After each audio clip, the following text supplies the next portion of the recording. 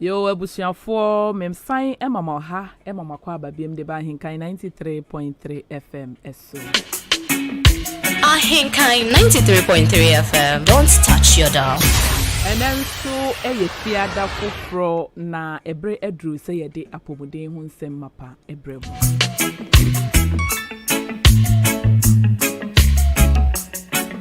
Na se de da ne da ye no yeyi yade baako anase wo hawo baako ye biebie mu ye pensem mu eboa ema wo hu kwan a efa so a eba na wo nso wo hu kwan a obefa so a obesi saa wo hawo no ano kwan se de be ya enkonkofa ebusudie bia ema mbeto ni pedua eso.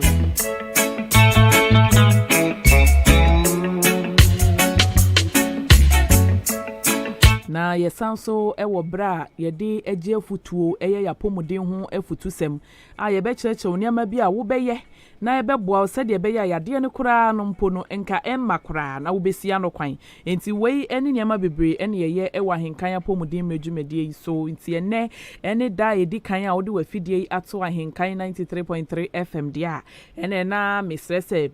da bia no ma wafidie no enda Ahenkan hase na ye de ene papa ene ne pankwa ena yede brewo na me kai wo se me amedi dwumedie ho chia me media ene Radio Ness Awurabena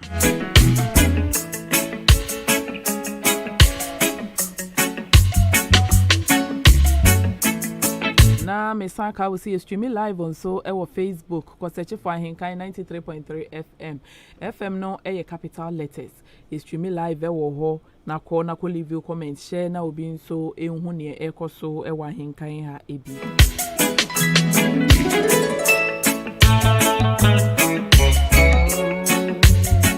na eneno efutusem kakra ena mepese me ne obeche na wonso wafa kakra edi atu kotokom se de be ya ebeboa wankasa ene me ameti ha nyina na yetimi esin yarewa ahoro nyina ano ekwan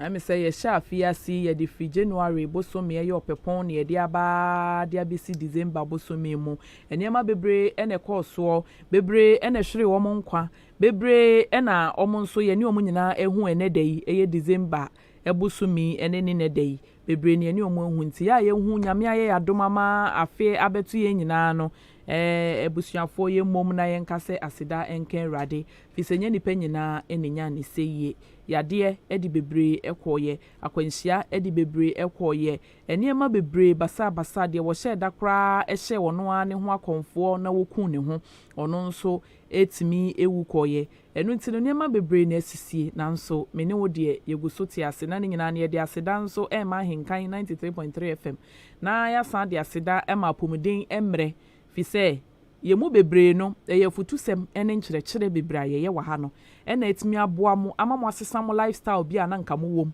ena aboa esin yarewa bi ano kwan ama enei wonso utimi etiase nyankopɔn ohwe nipa so na nyame hwe yensu ni nyina no bible na nso ama yate ase se wasanso ama yenyansa nyansa no na beboa wo ama watimi atoto wa kwan yie sɛ de be ya ade bi wo hɔ a wo ye na enya wankasa no wa wo be prompt wo ho na watwe wo ho afisa ne mabɔne ni nyina eho nyame hwɛ ye so nyankopɔn wɔbɔ ye ho ban nanso sɛ wo kɔkɔtɔ aduane soche na akokɔ namba ye 10 egu so a na waje niema soche ne egu so seja kakraka yi be ye 10 egu so akokɔ namba ya che be ye 10 fried rice pacha na sɛ de bia wudi aduane we ya nyame hwɛ ye so de nanso nyankopɔn ontimi meyi nam ne bi emfiri aduane no so na on kan kyerɛw sɛ we bia nam ya wo ni bebre saa no wan hwe ye be ma kidney problem enti jawe enti nyansa na wode ma ye no saa nyansa ne sese ye hu na yetimi hu sɛ nam bebre ba me wi ebekwa kofa nsonsanso bɔne de abrayin na wosoro nso eboa ne oboa ne ho nti wo boa wo ho na wo enam no wie ne niema basabasa wo te so no na nyankopɔn nso eboa wo to wo nkwa enem enti ye da nyame ase sɛ ye nyina no ne da bia yesua no ya fa bi edi ato yekotokom na eboa yen na eguso nso eboa yen nene no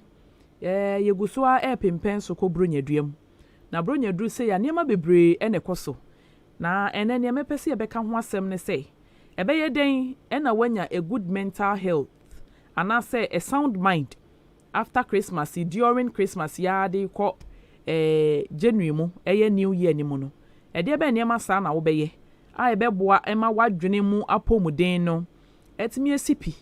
na esitanso aka ho empempi no aya wo kase bia ye kase nipa bebre no we live beyond our income. We live beyond our income. Onim se adwuma me yi bosumi so asika de ma me kwe 2000 Ghana enso akogina bonten bronya tade a okoto ma ne ba no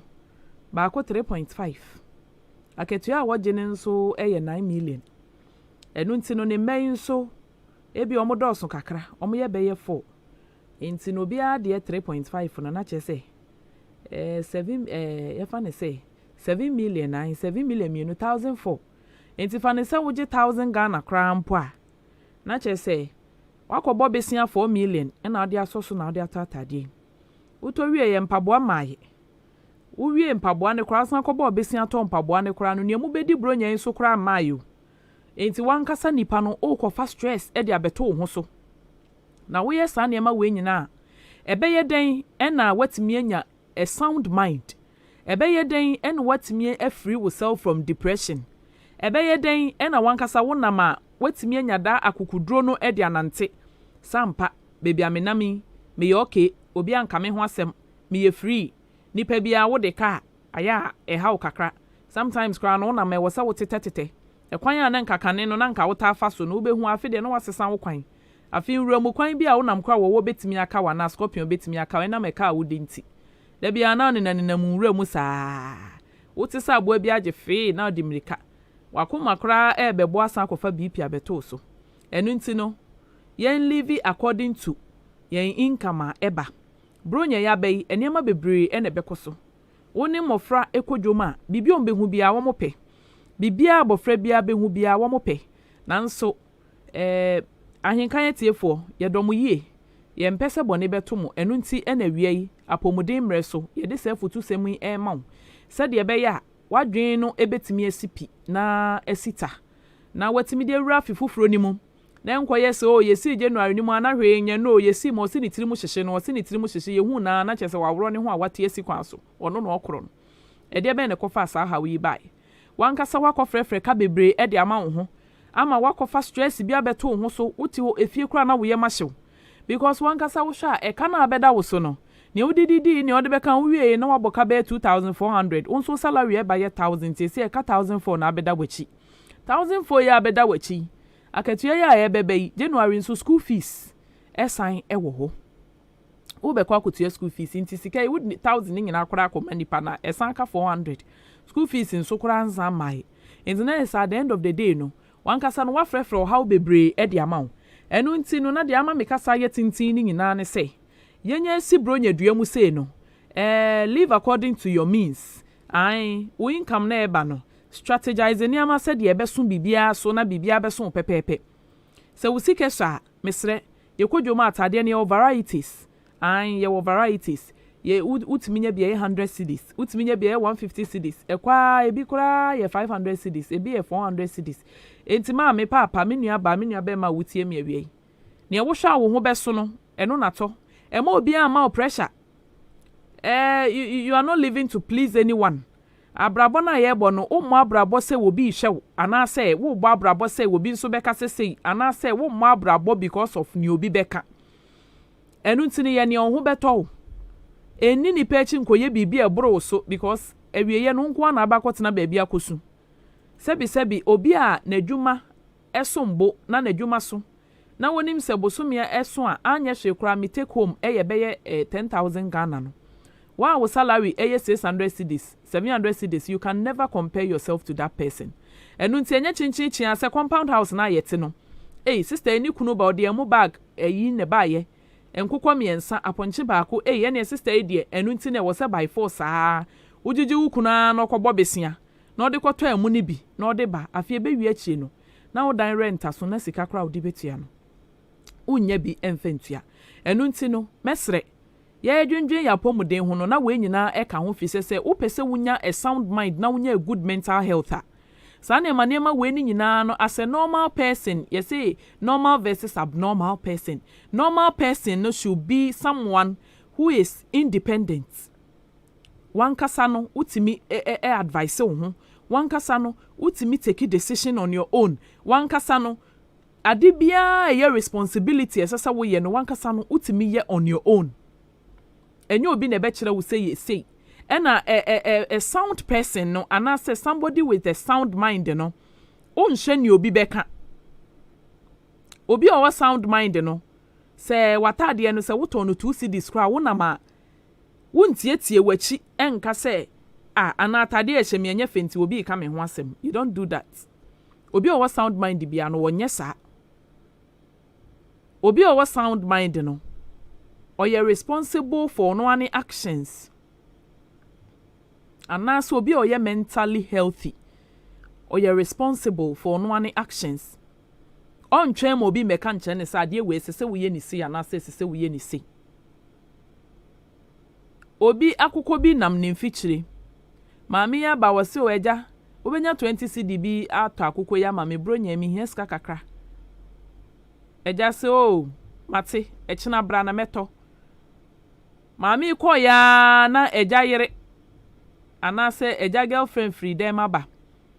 enti potri akụkọ ebusu okrom ya akakraka ya 50 Ghana enti unkoto anu bi afia akụkọ ane na mfiamfia we sei na akwakoto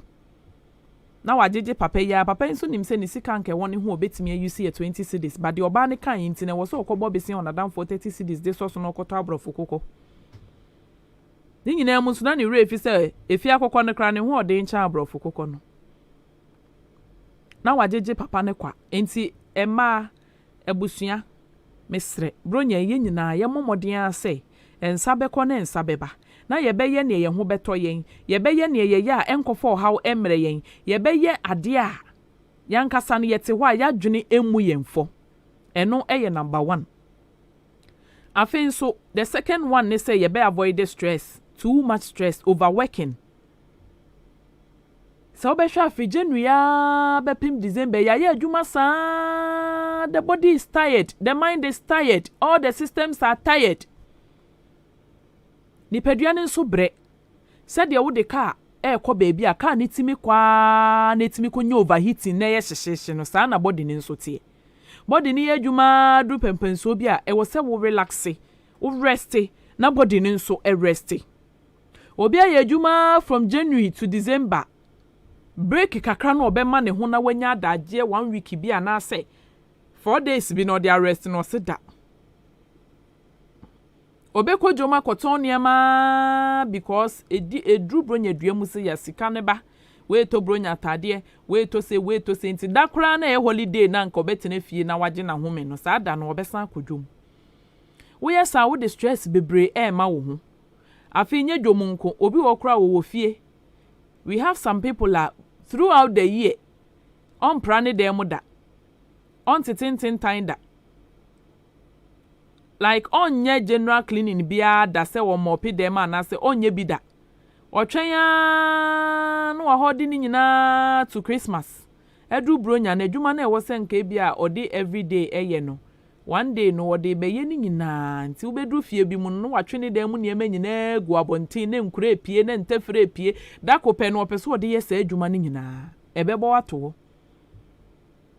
en stress hu bebre Christmas because we stress bebra ebedu new year no na yare aka wato ho wo de menkura nso nhye dem ho no mu ni bronya ni bi because one na wo mo ache wo ho e wo senka wo ka wo ntem no wanka wo mo entinye sa time mi na wo be park niam begu abonti na akwala a wakosku akosua de a wabre na e wo se wo rest no afi na ni ma mi si ne so ebebo 12 kra na one ne ma na omo naaye because omo siesie wo mo ha wo ho beba efie bronyin mesrew do not live to please anyone ye ne ho beto enya de a obi bebo wabaso at the end of the day nipa no bo wabaso kra na enye bibia na be free maba eno ono na wo ba wo fie abehwe wo fie no wabeka che o say asomesi de say no ono wo nko ni fie nko hu se ne wote live to please yourself and not to please others. Oh yes sir, always know you are mentally healthy, you are okay, because what you know bibia enim. Afi overeating and so ye another major topic. Obi wo ho afi January ebepim December. Say ya akoko. Say ya ponche. Enye say bi ni ho ye wo mo a no de mpanifo monimo a ebia nieme mu nye omo ne saa wo ho nye omo na meka. But we have people la ono akura na adwuma oye ne se woyen ponche, oye nwan, oye poultry farm. Enso se pa se ne mabe hu akokosere oboa. Se pa se ne mabe hu aponchiti oboa.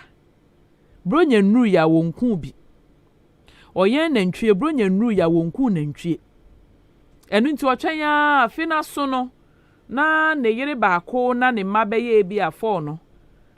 Na waku nantwie kakraka baako. Na wo se bronya adru nti wo se 24th or 23rd December hona kopim ending of January di ko new year hono. Ending of December di ko new year hono. Be 2 weeks na also mutimi dere na ntwie baako. Because afia so. Obi bedidia chese eniema nko de bosumi bedi no. Odi 2 days pe bedi ni nyina. Enu nti no ehwehwemu ma ye tie ase se. Obesity anase obesity. So obi beye obese. Mostly no ye recordi obesity ni bebre after Christmas. Because na stradinam doso. Na star rear doso. Na Guinness rear doso. Na nsan obi num bi da wo benom. Na obi timi keka nsan boso. Na obi timi je pork na sausage guso ni achi akoko guso na star sinchen na bia sinchen. Obi kura timi de appetition no de Guinness afra. Na wasan de niema basa no de afra no anoma. Because say a festive season. Ebusuafo Ahenkan ya pomudi mredwumedie na wasugu so awutie wa Ahenkan 93.3 FM eso no. Ya de bro fia de bia. Bra don ko abo apa hosima eduonu de kosi se no mienu bebo apa hosima eduonu. Enu ntini ye bebo modi ase ye behwe ye didie mu eyie. Ya wade nyina ho kwan na nsunya ni nyina ne fata yen se de Bible kan sa na ano no nsunya nkopon wabo na nsunya bibia ne sese ewuram. Obi wo ha bibi ebetwam bia bekra na no. Bibi ebetwam bia bekra na no. Se bronya abai oboa. No otowei otokra expiry date kura wonhye no wonum gu ne yam afi ebedu January no na wa ye jofu no ote ho. Yen hwe ye didie mu eyie. Maye nidi emmoro so because onipa bia nso odidi bruce edidi fru bebre no a psychiatric problem. An ye friend bulimia nervosa. Ewa adwemu yare mu. Nipa bia odidi we sanya no akofa ofro no edidi odidi. Oye bulimia nervosa patients. Mentally no there is a problem. There is something wrong. Entineno ane se ye behwe ye didie mu eyie. Afin so obi wo ho a edu bronya say no expect say bia nka ne kunu bi beba, ebia nka ne yiri bi beba, ebia ne ho kani bi wo akwantuo mu wo se meba. No unfortunately bibia bebom na nipa na enya ama. Otimi dwene ho a na wakonya depression. Mesre. E was yesua how to adjust and adapt ourselves to any situation at all at a particular time. Enye debia na bibia beye from enye debia nso na bibia beye basa. Emre ne dane inti ene na chia echina na atene. Ene na chia echina na atene. Inti se debia no etene na dako echia enu ni kwan se enu no etimi ma wo ye withdrawn. Wo yes mentally no you are not healthy. A mentally sound person eye obi a oye able to cope with stress. Oye able to adjust and adapt to situation bia. wo de bia papa ba usom but boninya ba pe na break you down wo yes mentally onye healthy afi ye ka ko na se edu bronya sei no me kai se mfie bi atwam wo na edu bronya bi a condom e shorty ai na condom e shorty said obi timi tena sia se me de me nnom nsa na bronya wanum ni nyina abomu no saa nso na obi timi chechire ne kwakudo nsuro to na yimu a wonye hwea bronya bre na duru no na ono nso wagemu na kwaku sane kosa chansi bi akwaku behu bia afie bewie che na bedu January no na wakonya nnam yare na afie no nso wadwen ho na akoma na dwen mu yare bronya de enkamenim se Yesu ne yewo no ntinke ya wo Yesu anke wo se eye papa nko ananso afi ne yebekọ beach wom afi ne yebekọ hotel akoda wom afi ne yebeye mma asem wom afi ne yebeye niema basa bewie che na ensem bebre wo mo manya yade wo mo a wo mu bewuo wo mo a chese ahometew enu ntimisre ma wo kwa akudo nsuro enka wonike mu fise ya wo Yesu bronya ya anwo bronsam ya wo Yesu bronsam kora wo mpesa enu ntini se wotena sidia ubon se bronya no bedi ni fefefe wie ni fefefe edi new year fefefe afin so a driver fo nso e kashin uwo issue e wo fia mesre bronya yi bo modin ase ka no wo de be ma obi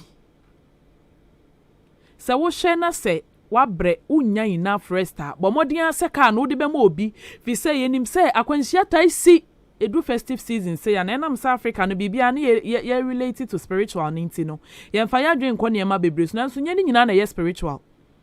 driver ni aye adwuma wakɔ night hade achi e wo se driver ni arrest driver won na watam cafe sika mu wo hono na wo nom because se caffeine no eboa ema wuntimi enna na wanom aba wo ye den onom caffeine ne sen kura na adwene na bread the mind is supposed to rest adwene bra na abre caffeine no ntimi ma adwene no enye relieved adwene bra na abre enu ntino as a good driver no waye adwuma na list o de say adwuma ne yententem so kra list when yakra no you should get some 4 hours to 5 hours sleep bi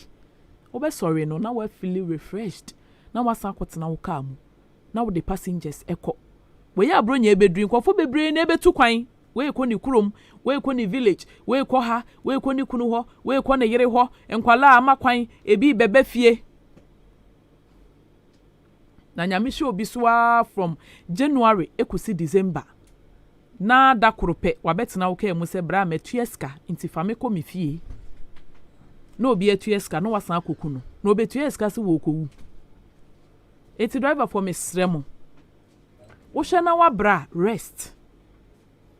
Don't overstress yourself. Nipadua na ye adwuma ebre etese ka ya. Se de ka maintenance no sa na nipadua no so wo se ye de maintenance. Na ekwan ya obefa so obe maintain nipadua ni bi ne say wo benya enough rest and sleep. Wo benya enough rest and sleep. Enna eye dro pa. Se wo da yi a eye dro kese. Ba wan na yi a you see say de bia no wakra se wo yare wo de wakra na wonye driver na se wonye we wo de da wo beda late a wonna nanso na ya wo sori anopa ya hwe ase yabo but da wo beda ntema obinya enough sleep and a good sleep no you see say wo be sorry no why you relieved why you say from enu nti no mesre ye adwuma ye rest wo hwe na ka na wo kotu no enna wo wani so a entu wo hwe na bibia se wo ka ne ho a na wo bomodian na waye a mentally healthy person obi a wodwene ni nua ho a mentally healthy person obi a wo hu sa ade wei ehia repair omunani nwuso a mentally healthy person obi a onwene onye pesemi nkuminya onwene ononko ani sika wo benya ho na emom odwene afoforo nyina ho na wodwene se enkwa ehia sin sika we hu pa se ade we ye hye hayi me kwa ebetimi etu enso so o de ma me nkomra no wakokuku nkofo kwa oyɛ saa mentally wunya healthy ono ankasa before wo kotu car no wo chim steer na no hu se da bia de bia bu ho oso yebekɔ oyɛ saa wunya mentally healthy because wahu ɛna wabu wani aguso oyɛ saa wunya mentally healthy ɛno nti no yɛ mmɔmɔden yie sɛ bibia ɛbɛboa na yɛ nyinaa yɛtimi edi bronyan na yɛdi ne yie ne deɛ yɛ nyinaa yɛbɛyɛ na yɛde aboaboa yɛn ho afei awofoɔ sese yɛ amɔfra yɛ amakwan na yɛhwɛ home accident sese ɔmo bɛbɛ fie na bronya aduri anwa esigya so programs ahorow a ɛba ebi yɛ wedding ebi yɛ engagement ebi yɛ outdooring ebi yɛ efie party kɛkɛ mesrɛ sɛ wo soja na sanwa ne si so a ayam wani nkɔ ho because a mentally healthy person is very observant or you very very inquisitive was sɛ wani kɔ akwala ne ho na ho sɛ mebɛyi wɔnam he ahwan na ɛbɛyi ahwan na ɛkɔyi wodi anwa asigya so wagya hɔ akwala ne nko a wobae na akwala na kye atomache enso wie nyeye na wapira akwala ne kwa enti yema yani nkɔ mmɔfra ne ho to avoid home accident ahweaseɛ yɛmfa sekan to yie yɛmfa sharp objects ento yie ensuohwie gu tiles so a yɛmpepa maye mani nwo ntete nhwe mprepra akwala bebie school obekɔ na ne nan ho nyinaa yɛ etwa ɛba sa wo ha abɔfra no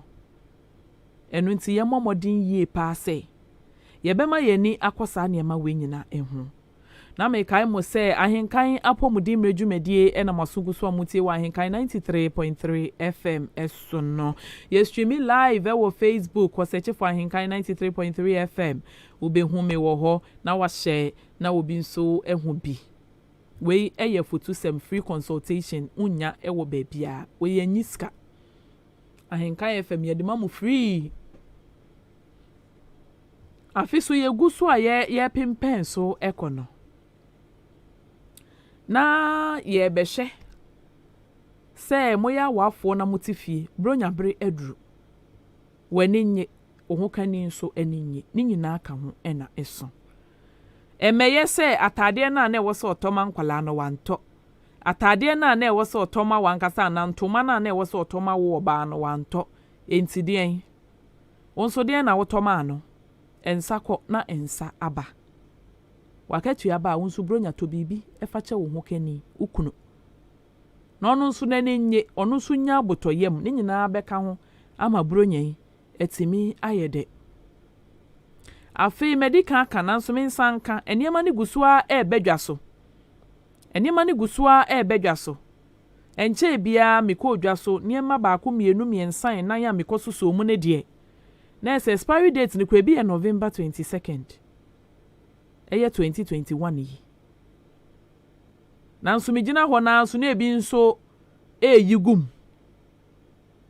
maka de we wa ha several times fi sɛ wokɔgyina obi store anim a na obi yi ne nneɛma ɛkɔ a wontimi ɛhɔ na wontimi nka nkyɛ nipa nsɛ sister gya igum na expire ya kyerɛ de we wa ha kyerɛ wokɔtɔ ade a hwɛ expiry date kɛkɛ onhwɛ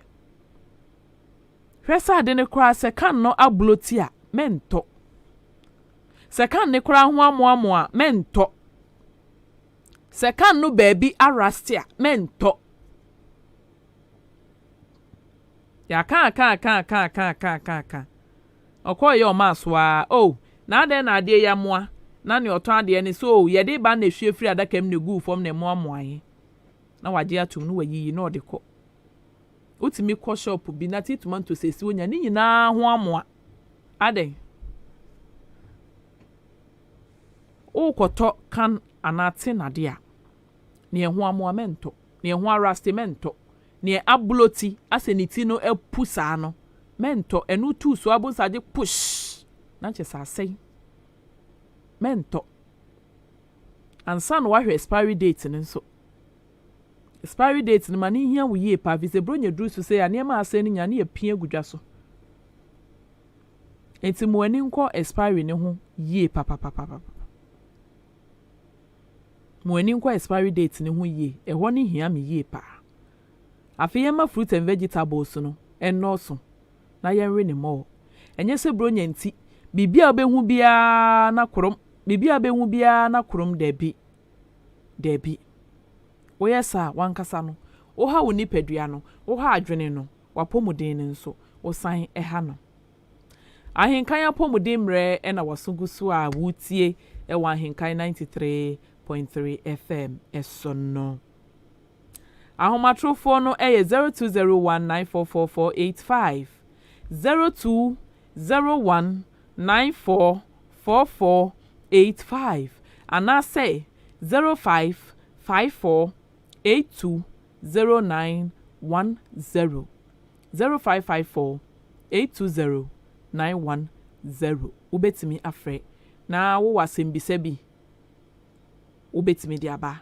wo contribution bi ana kakra ode beka ho a wonso ubetimi ede aba debia sama ya meka ne se bronya de yedi ne debia wudi mu ni nyina bronya na me pa cho franchia no eye wapomuden me bisa wapomuden na waje me so se ewo me a mensem. Hello me pa cho wapomuden ewo me a mensem pa cho wudin any baby a wo free me de kwa be me fo be kase free anamase da kwaku me pa cho anamase fo nyina ho ye ya ho ye eda nyame ase pa cho wie yetio eda wase eno ojeje na expand date na o kan wase mi ya na me fan say no be my small wife don go to mama so so ebia o marking kan on kwa no coin akotere mo ya ba oba ma fe won expand date wo e me ne dai ko enyi o de ko ebeyeye okwa de otonia manufa koma no ade we a spy esese woje because bebre ni nim sa ase na wode abego enti wo de ko eyeye me pacho me dase yo me dase se ofre ba jumede so hello wapo modern oh me aminsen me pacho wudin any baby a wo free Eunice father yo sister Eunice me pacho wo ho ye de akopanda me ho ye me ma wa fishia panso me joso yo me pacho ye ti o madam pacho asoma kende no crack na ebi wa to drink no de afrafa no wanom no that Sunday Sunday chem na nyumre na to drink you fresh na me de bottle one you fanta idi na me share akalam de fry and adjustment ni yefu ya me ya sa ba 12 mo but who that more can I no crepa yo na friends we ya question me busa me straight down and women I am a bread okay na edu 4th day no to me we me day candidate to me women but third day ni mention by 4th day no women to say na after me menstruative from I'm just saying no say day ampa cho ya na cloth wo mbebre oh that bio cloth ni yo mate me da say me you one hello wapo modern me aminsem me pa cho wudin any baby a wo free ayo me dey na kase free action yo branash pa cho wo ho ye de abra me ho ye pa me so ho ye nyame adom me so me ho ye afishia panso asese ne da so siafi na ehuru amen me pa cho what can say that show who said the who she on do akoto no be no wa yale no dey go hospital enti because dey se be no ni company bi ko to mo nyama gu na juma e fo na bi sa ba be catcha I my bodo komi no mo asa ko sisa be ko sisa e so be kai dia no kre enti aban no put them that go mo monitor and so mo na monitor nyama nya ba this something kwa na mu yo because dog the timu ho ba no ma start aje we do time say neso wo mo nye dey ni mu yo ye ba ko to e dia blay man ko la ni hu o ma mi o dendo ba ko dendo na ko fa ba enti afon na juma ne wo Yo, yada say ye pa ye papa o free aseni yada say 0201944485 0554 820910 also bet me afre na de wajenche aba wo franchia no eye wapomoden na wageme so se ewo me a mensem Sister Eunice wo question na wo bisa ye no won say obia ne hawa ne menstrual cycle no esifa etie. Hello. Yeah, so hey, come back on don't tabai and so day. Wa pomode. Me pa cho din ni baby free. Sister say wa official pa. Yo. Pa cho yeti o. Mama. Na wo ka bi se ade asai ana se ye kotone samua. Tabi ye wo enkron kitwam. Ebi nkoze ana wo went me anko na obi ko na wakra ne bi tomatoes. Tomatoes ana se sinapebi. Mmeki bi. No okoye no wakoto ne amu ade abrel. Wo beti den na wasan de Mama wasemi asemu. Obi na akoto free krom na ode abrel wo ho. Ode baaye no amoa. Esi ana okra anya wo na akoto ye nti wo kwa ebe den na nipa na hu se eyampa na ase enyampa. Enti kan ye beboa ne se bronya abai wo niema kakra ubehia no. Wan kasa obomoden na waba no wabedi wudwa. Na paper na omo print no wa wanya copy of the paper. Enti wo de kona bibia ni a wo de ba no wo se wa na otoye. Me da say ofre ba dwumadi so because baby eto ade bia ye shop kese ana say obi a opese o maintain ne respect na ne shop ne gina no say woto ade na wo de ko manipa ne say expire oje ena bebre no ya we say ade na say bebre nso enya we obi wo ho ane ma ne kra na bi okofa ne January okofa no na enya enseye enya expire ba odi begu ho no enam se niema ne tone contentem so nti egu wa to December nti mesre yenom so aye store ne se anke wo ma niema no wa wo round ana wo hwehwehwehwe ne anke expiry date na so no na wa boaboa ne nyina no na wasan de akọ back since ebegu na nkofo beto sometimes utimi to sa milk sardine tinapa ubetu so na abehie nam na wie no bon se kan ni mu nyina rusty ayetum. And at the moment I can nimu be rusty no there is a chemical reaction ekoso. As a rusted substance no etimi ekonam ni ma ebe wieche no na akọ cause that cancerous whatever. Na de ba wo so. Carcinogens ne ehun kro ne ba na ewo sa kan ne tintin eyi no. Eyi ni mu na nkasa tin na nkasa no. Obon se rusty sana na ebi abaduane nim na later no udia na akofo hawa brew enti me sey yema ya pomuden no ehia yenye pa Sister Eunice na me yi wasem bisa no anno na me say wo bi abu ne nsa wo sene eye no esifa na so ense bu na nkasa no ubu wonsa there is contraction and relaxing of the uterus enunti no bra moja na eba na wo say awode na no bie kakra na enya kwan efa ho na eba ekọ na aba na moja ne nso a eba ne nyina na ye raw moja a eba ebi wo wa aklote tina na me bisa sa ya ntoa wo mu ana eba sa na ne sa ne dia wo be Philippines kakra na uterus ne nso contract na eho aye we kakra na moja ne timi asane a eno nso de ya wo kakra eba enti na eba ne sa de obeya ne se clot ni ma painkiller bi nanom ye wo nnuro bi wo ho a obetimi ato na wanokọ hospital a doctor betimi atwo bi ama wonoma saa ya wono wonte ebeba kama opekran so utimi yam ginger during womenses no wo yam ginger na wasone so nsuo no ehun nsuo no na wanonnom eno nso eboa ema pain no etimi ekofom kakra medase 0201944485 0554820910 0554820910 obetimi afre na nso wabadwumedi so hello wapo moden me aminsem me pacho wudi any baby a wo free me pacho fam Mary ka se Jamaica yo sister Mary Jamaica afishiapa come see you. Yo. Amen. Amen.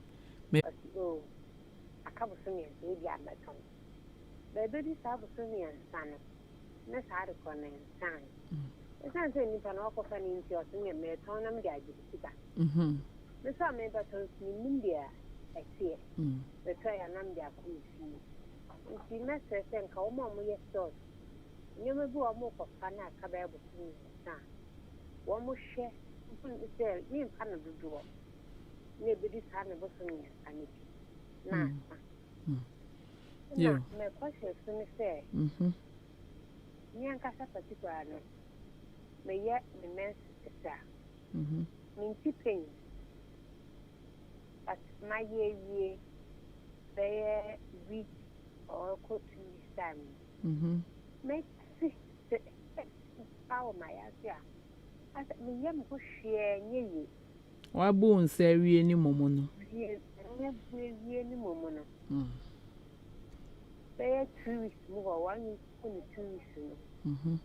Na me things pa. Is you for go me see from kan na yam ya. Ana we be someone said there. Na me pa cho wo fra se bo nsa na saa na tie ana se edimre bi ansa saa ade ne hyase. Mr. Sebum Sunday. My answer that I'm not quite my baby and share. Okay. Na mpacho wo de akwa ya resabe enso. My course is no cough more is far. But no could be a norm say problem be. Enti no. Yes, I didn't eat to cry with that problem. Na onya sure nso se wo STI sa normal odepon yi bia na se oba bi wo wa sa ne ma nsuo ketewa bi gu na se yo manani nkon inteno no wan hwa nso ano abose kakanka ne didi frosrope na abeye PID no pelvic inflammatory disease no so timi gya wa ya se ya wo pa dendenden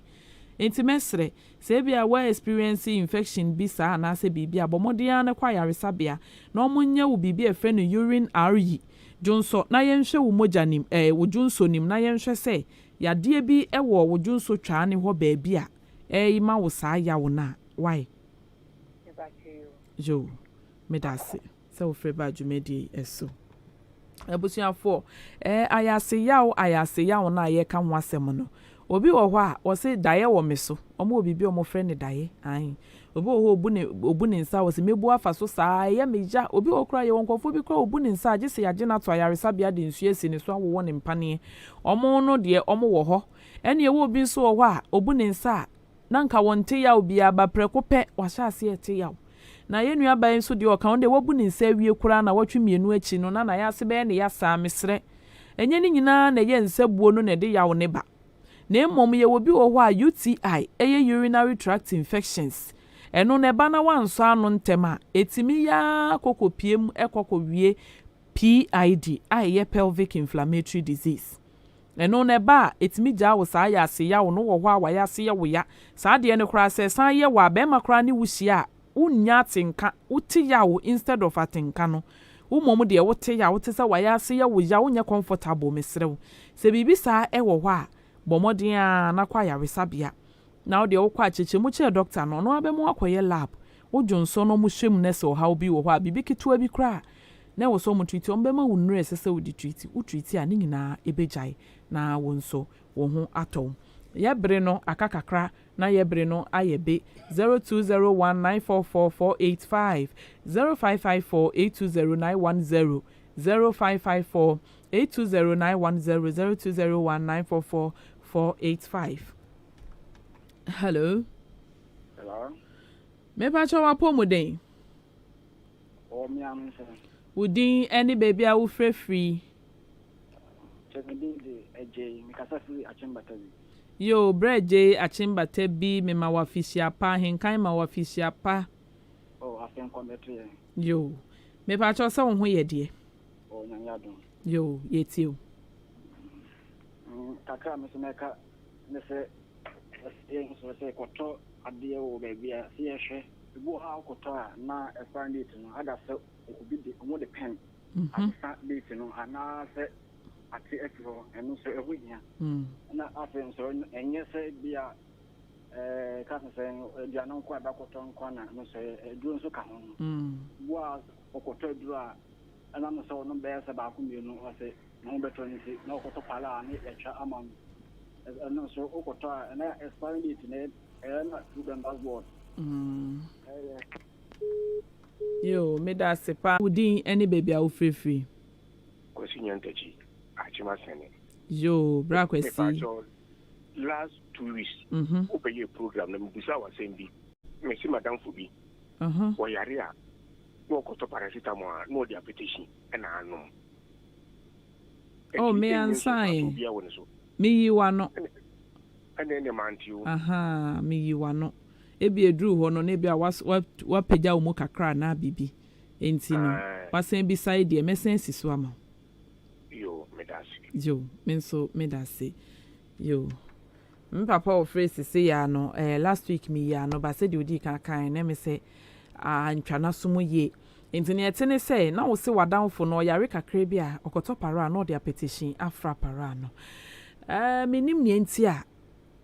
okoto para se meti eye me yenti na makoto para na wo san kofa petition e de be blend with para no se me nom na meti paye na ko me nche danti bida ena mi nim ne enti a wo yesa na emomu no yenko ni sei ye ni padua no ho na makwa no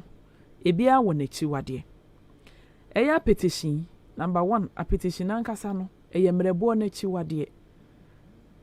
alcoholic beverages nyina eye mrebo no eye liver no eye na chiwade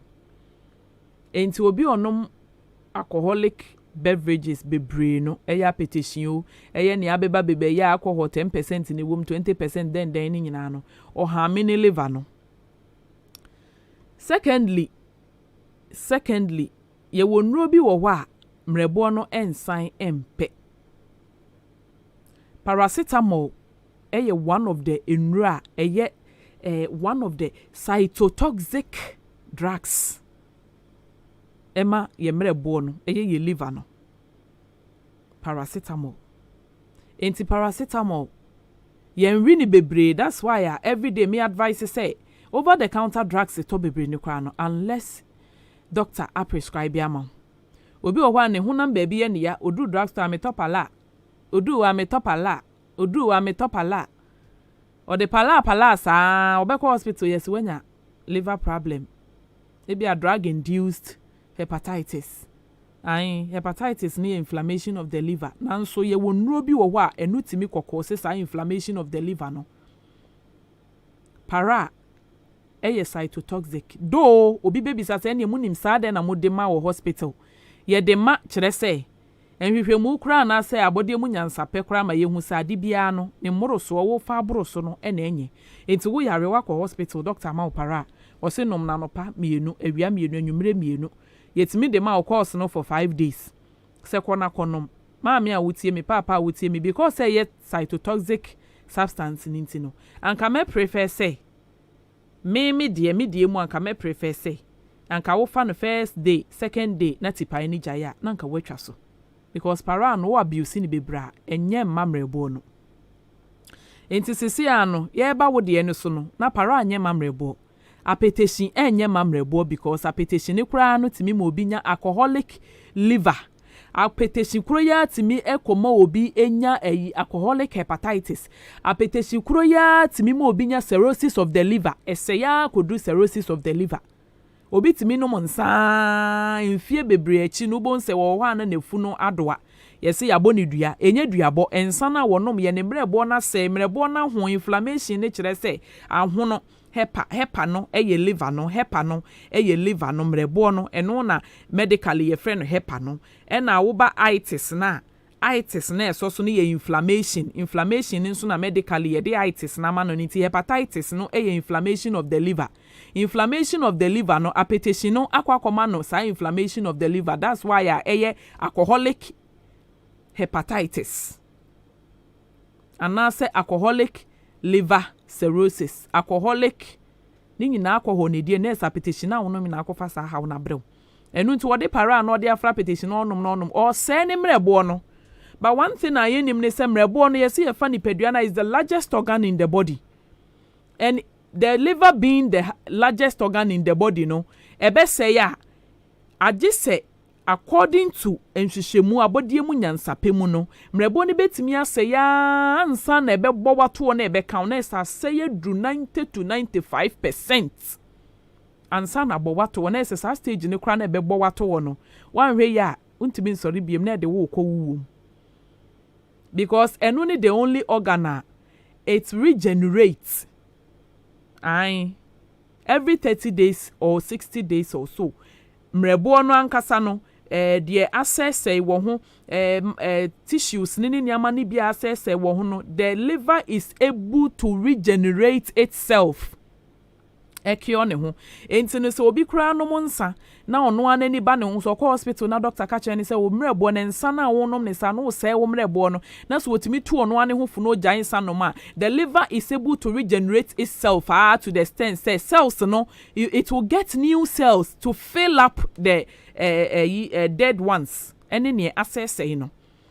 But wode wanye bibia amfa ho na liver ni go so say na cells ne say na we say obon say say sa trying to rebuild itself na wo say no trying to rebuild itself no it leads to bibi eno no ebe ye te say gangrene ase ekuro ewu na eni na chinchin no sa na mrebo na ebe ye ebe chinchin bedu time bia ebe haden na ye den ebe ye den sa adding because no na cirrhosis unless transplants inte sa wo bewu enti parania petition na wo san de afra ne de wo ku ne ho papa 24 na wonyai because ho asotwe amane a asotwe no eye den ye beba mrebo ni di djuma bebre e wo nipadua nim enti ne wo ye no o se mrebo ni sie ni nipadua be kaka enti mi filter ne ma na enye na e wo nipadua na mrebo ne kofem ma ye ho adwuma yi ne ye wo mu de ne ye kono enti mi nye sa ne ma ni nyina enti onam ho anu aye ha ena petition bebrebe ni so it also leads to vitamin B deficiency ebe kakra no obeye hroto said the omonom sa so omoanimu hu penu ehun so onom nsa no lack of vitamin B obaba bela kini nyina afi ube hu no no aye basa na ntinwi nyina aye troka te se eyi 14 yo ko se yo ebusuafo ye bre no enya ayebe ye tufu bebre enu nti no fabi na fatu okukuo mu na aboawo na aboawo ebusua na masika na nka ade ba kwhwe ho yare no watimi ede aye foforo ade foforo ewo wankasa woni paduam ni wabusuam dwumedi a wutie yi eya Ahenkan apomuden mre dwumedie ye de bra ofia de bia bra donko abo apon simaduo no pepepe de kosi se no mienu ebebo apon sima aduo nti da bia no bomodin ase ubetie dwumedie na aboawo ama watimi ama wani akọ apomuden ehun fisesa wo apomuden mapa na wo bibia na mom se wunya sika mpempem na onya apomuden mapa obeye adwuma pesika na wo wi a wo de sika na san akohwe wo ho yare me amedi dwumedie ebre wo media any radioness Awurabena echina nyame ya adoma enwumre ye de odonta ban dwumedie no ebrewo wa Ahenkan 93.3 he ya nondu edikosi se edumienu ebeboso bomodian ne tie bi eno nso eye futusem ebeboa ama waware no aso ebeboa ama wo relationship ana se wo cotton na wo cotton no etimi elidi into marriage se suban bi kra na na ewo ho na na enya you listen to this program ebeboa na asesam atwenwa free sa suban ni bi eho na etimi ama wo ho abeye wo ho kani no akono na ama wo suban no abeso nani na wetimi ado na wode wakogina altar ne so masofo ehira aware no so na mpana twen no watwen ache watena mpana ho 10 years wache medical school ne kra 7 years entitie wodon taban na wankọ medical school ewo mpana twen mu na wowie nso ayansa ama o certificate amfa anka ho na mefa kwenya so na mama etiefo nyina nso afisia pa Hector International School teachers nyina nyame nhira mu nyina mayade eni mabotre eni musuban pa Hector International School modemu fua teacher fo akyerɛkyerɛfo ewo Hector nyame onhyira mu nyina wabotra mu nya wo ye meyi ho Awurabena ene me de saa asede yi mamu yeda mo ase wo mabotre ene madaagye nyame nhyira mo wonhyira mo na wonhyira mo pii ne mahwere nyina onhyɛ mo anemu na mo makwan monkɔ na monkɔ da na hoɔden bia mahwere wo ye mane ho no nyankopɔn enhyɛ mo anemu na onko so ama mo akoma pasa da bia mo benya botre de ama ye ma no afiatifo ye duru nyemu upe cake meat pie bibia upe bia no 0546827329 0546827329 Awurabena Bakery and Catering Services jumedie bia wudi bia no ofresa number we ya Awurabena ye me amedia ye beye ne kama baby awo bia ye beba be deliver ede amount na bibia aye fefefe say wedding cake say birthday cake bronya bay cake bia cake bia meat pie yo rock band so bibia pe bia local drinks so bolo bibia 0546827329 jollof fried rice aduane bia ye beye ne kama package ne kama na ye dia bro ye damase dasene ye besan ehia bye bye